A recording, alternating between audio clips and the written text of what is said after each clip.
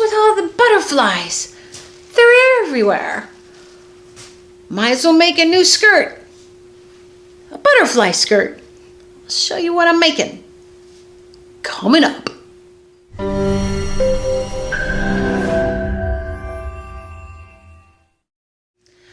Okay, so I came into my studio today just to kind of clean it out and get organized. Had some couple really fun weekends and I'm a little tired, but I needed to come into my studio and get a little creative. And then of course, I have about 5 skirts ready to make, but I found another fabric I need to make a skirt out of. And it was this one. And then I came across this, and I also had these on my little stash. They're butterflies, and I'm seeing butterflies everywhere. Like, that's like the motif. So we used to have we had bacon, mustaches, pineapples, all those like little motif kind of trends. And now it's the butterfly, which is fabulous because butterflies are in, finally. Oh my gosh. So I've had this fabric for about 10 years. And we used to do cut them out and make motifs out of them, and I just have this little part left that I think I was looking through a bin a couple weeks back, and it's like, oh yeah, there's some more butterflies. So I also have really fun to make cute little just simple motifs out of printed fabrics. You just cut them out. First you glue on this like Wonder Under paper, or so I'll show you what that is, and then you trim them around, and then you stitch real fine stitches around it. You just place them anywhere. So I'm gonna cut out, so you see, look how the butterflies just go really cool with this purple. Then I was like, you know how I like to put binding between layers. So I was actually thinking, could I do a navy yoke part? I'm also gonna do this skirt, the Betty, just the Betty basic. So I have this pattern right here, the Betty skirt.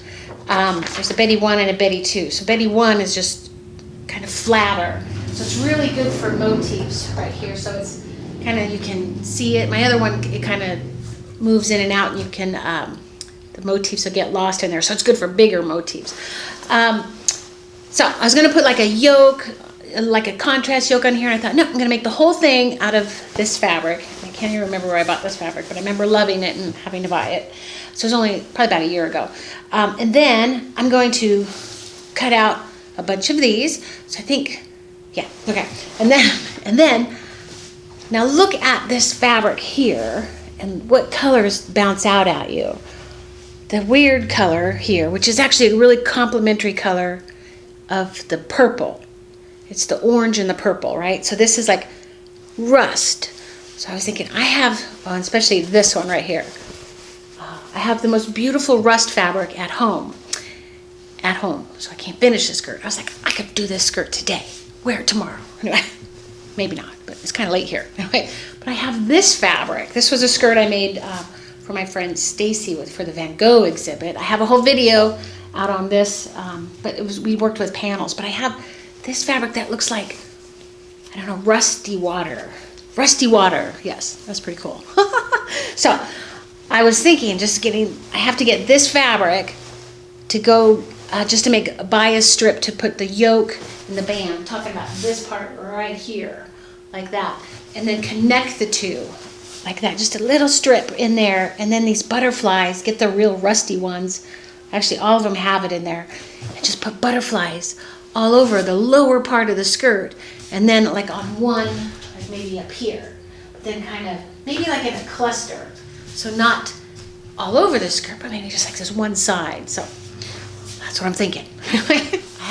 I'll cut it out, get the butterflies ready. I can trim them really fine tonight while I'm watching American Idol or something. I don't know what's on tonight. Anyway, so I don't know. I could throw this skirt together because there's no lining in it. There's all that stuff. Although I ran out of my fold over elastic, so I have to go to the fabric store. Oh, bummer. And buy some more. So, and that's going to cost me like $100 because every time I go to the fabric store, it's you need $10 item, but you're like, oh, I need this, I need that, I need that. So anyway, I'm going to go get this cut out and get it started and get the Wonder Under out. I think that's what it's called. It's been so long. show you how to quickly make a skirt with butterflies. All right, I'm gonna get started on the butterflies. That's the funnest part. And what I'm gonna do is just cut out a grouping of them. I'm gonna need that big guy there too. And then the grouping them that like these are half off, so I have like I've cut out groups, and then this is the Wonder Under stuff. Probably seen it before. Wonder what it's for. And it looks like this. It's like a paper with the adhesive back. You can see the gluey stuff right here. And then you just basically cut this out. Oh, that's right there. The shape of this. Like that. And you iron this right here, and then the paper and everything sticks to it, and then you can cut it out with the paper, and then you peel the paper off, then you have this sticky stuff on it, and then you can actually adhere it to the skirt.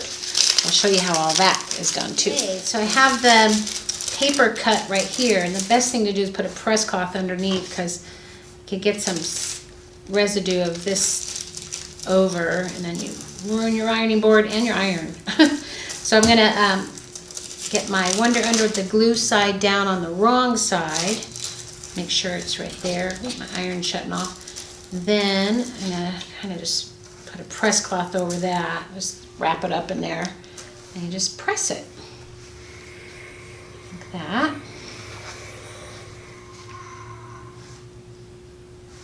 Get all the glue stuck on there. Right there. So you got, oh, my press cloth sticky from my other one. I got this. And now, so now the gluey stuff is stuck to the fabric, and the paper's still stuck on. And I like to use the pelican shears because they're just easier to get in there. And then you just go around and trim it, because when the paper's on it too, it's easier to trim. Doesn't move around as much. And just go all the way around it like that, and just kind of chunk out stuff and go back after that. Now there's one I was cutting that got these little antennas. What did I do with that one? Oh yes, so I trimmed off this one here, and the shading was really nice on here, so actually that's going to look good too, so I just trimmed it right in there. And now like the paper's on the back, and I'll just be able to pull off the paper when I'm ready. I'm just going to get these all prepared. And I pull the whole paper off like that. Oh look, a thread got in here. And then now it has a sticky back, and then I just iron it onto my fabric like that, and it sticks. And I'm going to finish up the skirt here. I got to get it cut out and all that. So this was the fun part. I had to start with. It's supposed to be cut 2 of the skirt on fold and cut 2 of the yoke on fold. So I'm actually just gonna make sure I have enough fabric. I'm gonna tear, no, I'm not gonna tear it because it could be, I don't know, it could be off-grade. I'm just gonna cut that off right there. Then I'm gonna bring this to here, and I'm gonna cut 4 at a time. Or 2 at a time, 2 layers, but it's 4 layers. Just get my fabric all laid out. Like that.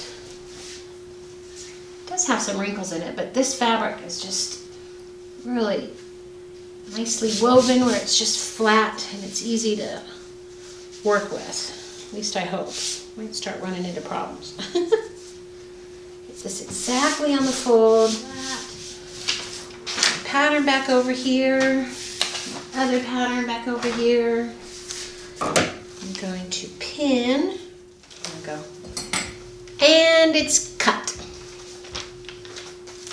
2 yokes, 2 skirts. And then what I like to do is do little tiny V's right in the center. So little tiny ones, so when I open that up it'll be the center. And the same with my yoke, so I know where to match them.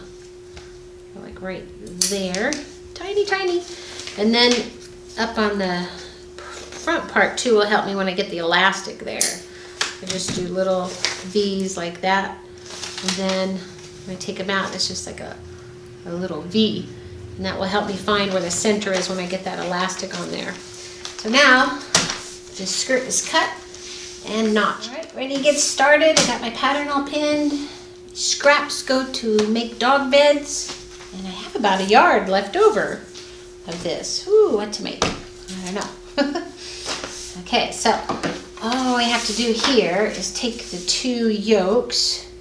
I have the right side as the inside. See how much more vibrant that is. Right here, some of these are hard to tell. I pin them right away so that I don't get lost with that. Oh, it's so beautiful. Then I'm going to pin the side seams together, just like that. Pin this other side. I always think about which direction it goes into the sewing machine. So I always want the fabric to go out to the left and out of the archway of the machine. There. And then I'm going to just sew 5/8 on each one of those. And then my skirt, open it up, right size. Wow. Vibrant color. Wow, wow, wow, wow. I like to pin these right away so I don't forget them. Wow, so different than here. Look at the difference in that. Wow. That's how you can tell on this one.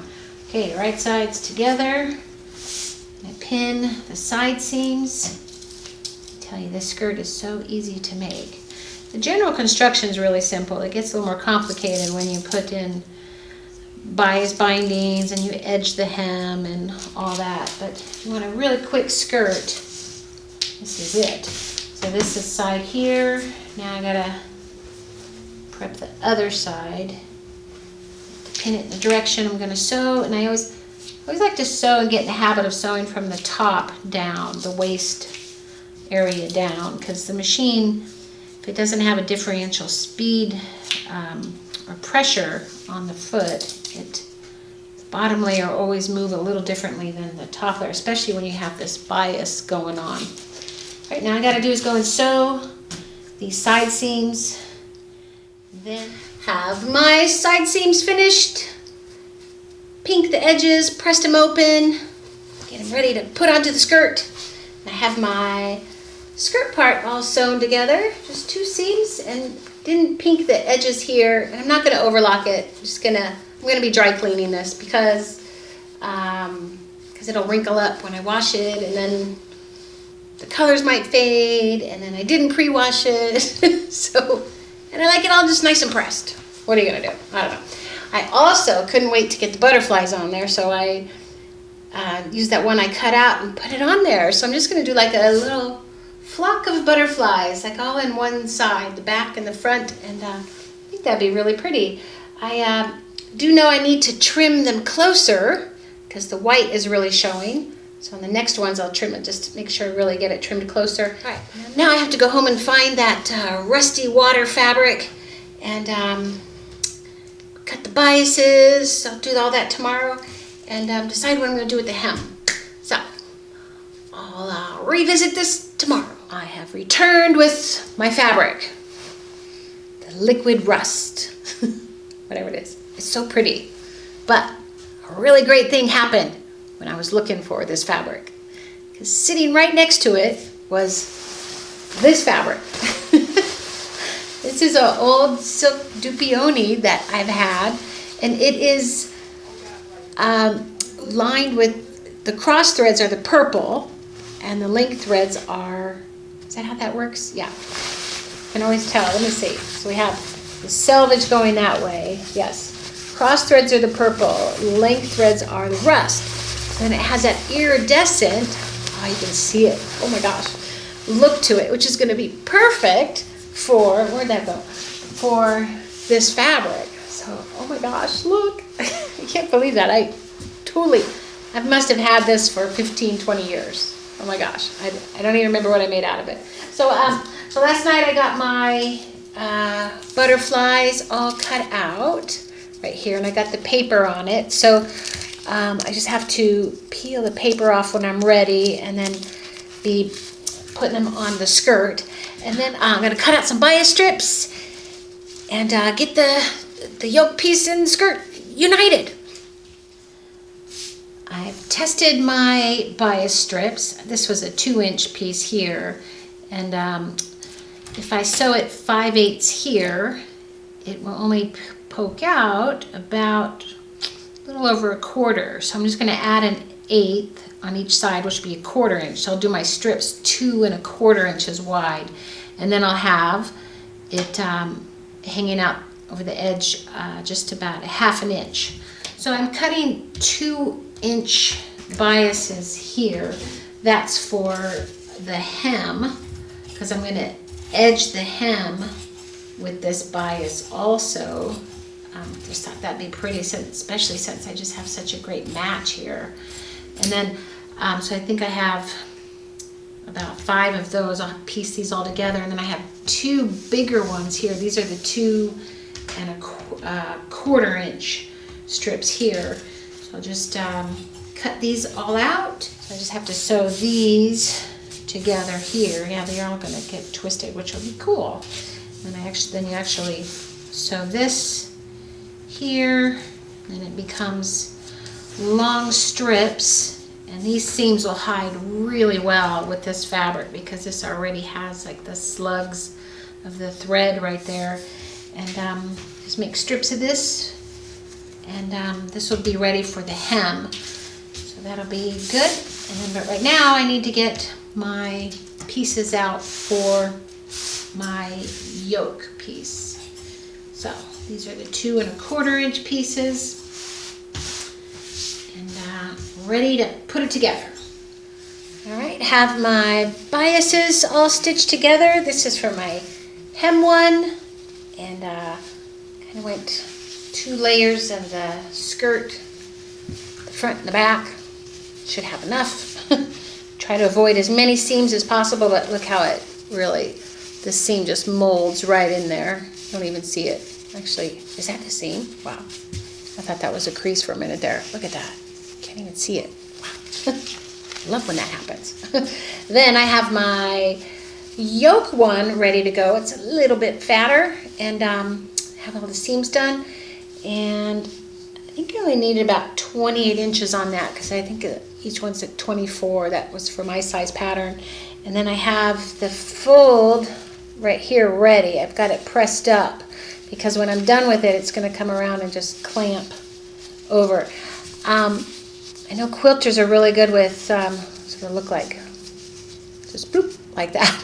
Quilters are really good with mitering the corners together. I am not. It's too frustrating for me. So I like to just put the fabric in there and call it a day. So I'm going to pin this on, baste it, attach the skirt. I'll show you how that looks. All right, I have picked up my front that I want here, and then I just got to lay it out, and then I have these right side up, and then I'll just put right sides together right here, get these laid out here, and then match up the side seams there. Can't see with the bias there. Just get the side seams, and then if I still have the little notches in the center front, that gives me a indication where it's at, and then I just work on it in quarters. So I just pin it, raw edges even on each quarter, and it's fitting perfectly. All right, finish this up, and then I just go around this whole thing in 5/8 inch seam allowance, and then this should poke out, really poke out. Should come out right there really nicely, and then I'll press the seam up, and that will lay down. All right, I'll finish pinning this, take it to the sewing machine. All right, have my seam guide there because I didn't mark it. I'm just going to sew it, just following that seam guide. And I have the navy fat thread in here, and then I had rust on that one, so then I'll really be able to see the difference if anything goes wrong. Just stitch. Make sure the exact 5/8 seam allowance, so that then the bias strip comes out really even. This is soon as you go off a little bit, then it shows the bias strip. Okay, coming in to the final stretch. Match that right up. All right. Reverse once. All right. Done with that. Let's see how this turned out. There it is. Looks great. Now I'm going to take this. You don't press this, it looks bad. I take this and I'm going to be pressing this seam up towards the yoke, and that will lay all down that nice and straight. Looking great! Oh my gosh, it's going to work on these butterflies so well. Look at that. Oh my gosh, I'm just going to cluster the butterflies a little bit on the front, a little bit on the back. It's like a surprise. Surprise, I'm attacked by butterflies. Anyway, so now I need to do the elastic, rollover elastic, which is really simple, and the hem. So I'm going to just add the bias on the hem. I love finishing hems off that way, but I got to check the length on here. Haven't made the Betty one for a while. I did my other versions. I think the hem is good. Problem is, all I have is the white rollover elastic, the fold over. I want to put the black on here. I should also see if it dyes. I bet it would pick up color. It'd be pretty if I used purple. Purple. I might take that home tonight, see if I can dye it purple. But then I have to take all, I gotta go in my storage unit and get all the dyes out. But, so when we head to the fabric store, get some of this stuff. I actually was just doing this between classes and only have like a little hour time to work on this stuff. So that's how you get some sewing done. You just do little increments. You're like, okay, now I'm going to do the bias piece right now, and then tomorrow I'll do the hem, tomorrow I'll do that, and then poof, you have a new back from the fabric store. They didn't have any black, so I got some white. I was like, oh man, where'd it go? So I've been telling everybody about this elastic, I guess, so everybody's buying it. That's what happens with my size 11 needles, too. I love the size 11 ballpoint for, needles, and the store never has them, so it's my own fault, I guess. I'm the only sewing school in town, so anyway, they didn't have black, so I thought, you know, the Rit dye was on sale. It was like buy one, get one free, so I thought, I just, instead of going to my storage unit buying or getting this dye out, I'll just buy it, and I dyed it, and it worked really nice. It picked it right up. I didn't think elastic, being such a synthetic, would actually pick up dye. So, wow, I should have been doing this all along. So I'm very excited. So this fits right on here, and it's a little washed out, so it actually, wow, oh my gosh, I'm so excited. So I went ahead and sewed the center back seam, marked my front and my sides, got the little chalk mark on there, and then what you do is you just put it on your quarters, quarter and a quarter right there, you pull it and you zigzag right over that, and it works perfectly. I have a video out on this. I'll put it at the end, and it's just a great simple way to make waistbands easy. So, but if you're like a junior size and your waist is 10 inches different than your hips, you probably have to put darts in there and zippers and stuff like that. But this is just designed for a kind of a rectangle shape. Just clamp it over, and it just kind of grips your waist a little bit so it doesn't fall down when you're walking. And it's comfortable. And also when you just put it around your waist and you make sure it's comfortable, not too tight, because then you end up having puckers, like the elastic puckers in the waist, and you want it to kind of just be gently on there so that it's smooth. And this is good if you're wearing your shirt over it. But if you got a perfect color on there, you can tuck your shirt in. What the heck? So very excited about this. I should have been doing this all along. I'm gonna go ahead and put my elastic on my skirt, and then I'm on to the hem. Got the elastic on, and on really easy. I don't know if I have enough stretch in here. The elastic seems to be a little weaker. It's still kind of damp, so I'm wondering if it dries, it gets a little stronger. I don't know. If I need to tighten this later, this zigzag is, I did it on the wider stitch. It's actually, and then the longer stitch, it's actually pretty easy to get off. So you just take it off and then I'll tighten the elastic up. But it looks permanent, but it's not. So I have tried it on, and I got 2 inches I have to take off, and I'm just going to mark 2 inches up from one side and then cut both layers at the same time. Then I have to put the, I'm going to bind the edges with my bias tape, and I prep this. It looks like this. I have a fold. I folded this in half and got a nice crease in it right here, like that. And then I went in and creased one side, not quite to the fold line, but it's about 1/4 inch in right here. So then I'm going to sew it on this side. I'm going to use this line. It's going to line up right on the raw edge of my hem, so right, nice and even. And then this will get pressed up, and then this will go into the inside, and hopefully be a little bit wider than this part, so that it kind of cups over, and then when I top stitch it over it, it's sure to catch. So it looks like I'll just be going like this. I don't know if you've ever done a hem like this before. It's pretty fun. Makes a nice edging. So I'll stitch it right sides together like this. I think I'll be doing a 1/2 inch. Then I'll roll it to the inside like that, and then cup it like that, and it will look like that. And then this will have a little extra extension over it, and then I'll be top stitching it right there, and then it will have that nice edge to it. So, all right, that was the easy part. I just followed along my presser foot. The edge of my presser foot was right here. I made the stitch right there. It's a good 1/2 inch. So now I have to go and press all of this up like that, and this should enclose in here and roll over right to the ironing boards. Well, that went together much better than I thought it was going to be. I thought it was going to be a little bit of a hassle, but it was an easy press because it's silk dupioni, and silk dupioni pays attention to what you're doing. It lets you control it.